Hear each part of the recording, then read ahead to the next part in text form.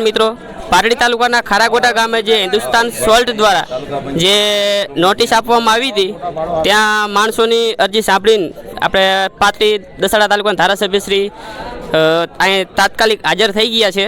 જે સાહેબ હતા હિન્દુસ્તાન સોલ્ટની સાથે વાતચીત કરવા સાથે. હવે આપણે થોડીક વાતચીત એમની સાથે પણ કરીએ કે શું હતી સમગ્ર ઘટના.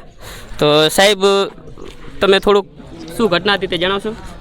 ખાસ કરી અને અહીંયા અમારા નવા ગામ અને સ્ટેશન બે જે ગામો છે એ ગામોમાં પરંપરાગત રીતે અગરિયા એ છેલ્લા 150 વર્ષથી જ્યારથી બ્રિટિશ શાસન હતું ત્યારથી અહીંયા રહે છે.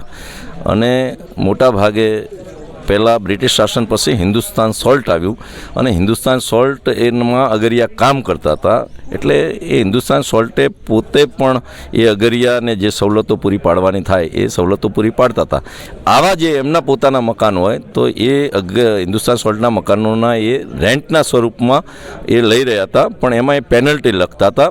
એટલે અમારા અગરિયાઓનું સ્પષ્ટ કહેવાનું છે કે ભાઈ તમે અમને રેન્ટ માટે આપેલું હોય તો રેન્ટ લખવું જોઈએ, પેનલ્ટી નહીં લખવું જોઈએ.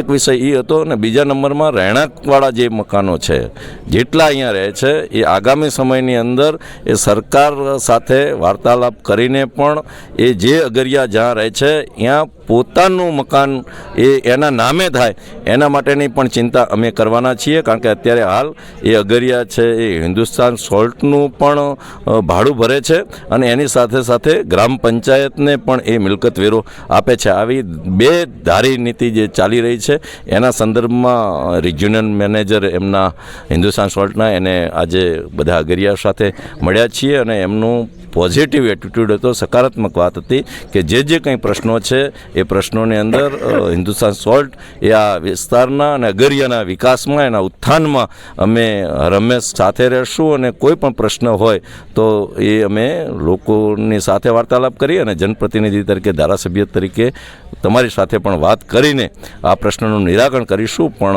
અગરિયાને કોઈ પ્રકારની તકલીફ નહીં પડે એની ખાતરી પણ એ હિન્દુસ્તાન સોલ્ટના રિજિયોનલ મેનેજર શ્રી સોમનાથજીએ આપી છે.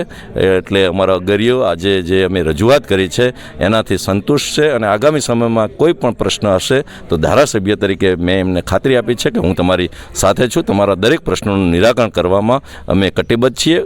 ગુજરાતની ભૂપેન્દ્રભાઈ પટેલની સરકાર અને દેશના પ્રધાનમંત્રી નરેન્દ્રભાઈ પણ એક ગુજરાતી છે અને આખી ખારાગોટાની આ મીઠાના અગરિયાની બાબતોથી એ પૂરેપૂરા વાકેફ છે. જરૂર પડે રાજ્ય સરકાર કેન્દ્ર સરકારને રજૂઆત કરી અને અગરિયાના તમામ જે કંઈ પ્રશ્નો છે, હક હિત છે એના માટે અમે પ્રયત્ન કરશું. આભાર.